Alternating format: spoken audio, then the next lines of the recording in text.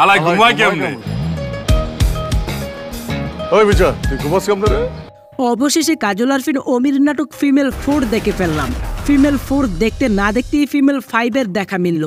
ওই ল ব্যাটারি গলিতে আগুন খুঁজতে মামা, ডিস্টিং।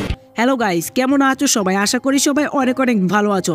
ভিডিওটি শুরু করার আগে আপনাদের কাছে একটি প্রশ্ন, বর্তমানে কাজল আরফিন অমিকে নিয়ে আপনার মতামত কি অবশ্যই কমেন্টস করে জানিয়ে দিবেন। এবং যারা নাটকটি দেখতে চান ডিসক্রিপশন বক্স থেকে টেলিগ্রামে জয়েন করে দেখে ফেলুন এবং সাবস্ক্রাইব করে রাখুন পরবর্তী ভিডিও সবার আগে দেখার জন্য। এবার চলুন মূল কথায় চলে যাই। এখানকার বস্তির ছেলেরা আমাকে দেখে টিজ করে, আমাকে দেখে বলে ডিস্টিং। কাজল আরফিন অমিকে সবাই ব্যাচেলর পয়েন্টের নাটকের পরিচালনা দিয়ে চিনতে পেরেছেন। তারপর থেকেই বিদেশ, গুডবাস, ব্যাডবাস ফিমেলের মতো বড় বড় নাটক তৈরি করেছেন। তবে ফিমেল 1, 2, 3 তৈরি করার পর এবার 4 বানিয়েছেন। 4 দেখতে না দেখতেই ফিমেল 5 এর দেখা গেল।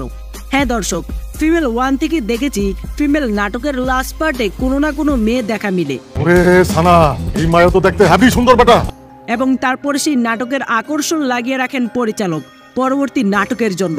ঠিক একইভাবে ফিমেল 4 নাটকের মধ্যেও দেখা গিয়েছে। ফিমেল 4 নাটকের লাস্ট পার্টে দেখা যায় সবাই যখন মারামারি করে এবং পুলিশ সবাইকে জেলখানায় নিয়ে যায়, তখনই জেলের মধ্যে দেখা মিলে নতুন আগুনের। সেখানে সবাই মেয়ের দিকে হা করে তাকিয়ে থাকেন এবং সবাইকে মাঝের আঙ্গুল দেখিয়ে মেয়ে চলে যায়।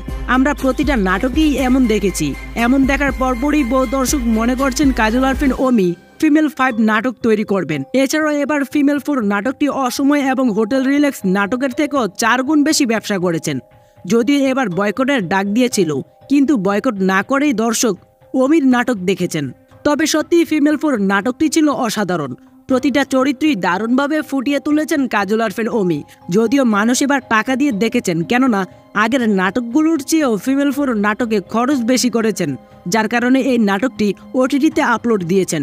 যদিও মানুষ 20 টাকা দিয়ে দেখেন, তাহলে কারো টাকা বিপুলে যাবে না বলেই জানিয়েছিলেন কাজল আরফিন অমি। তো দর্শক, কাজল আরফিন অমির কোন নাটকটি আপনার কাছে বেশি ভালো লেগেছে অবশ্যই কমেন্টস করে জানিয়ে দিবেন। ধন্যবাদ সবাইকে।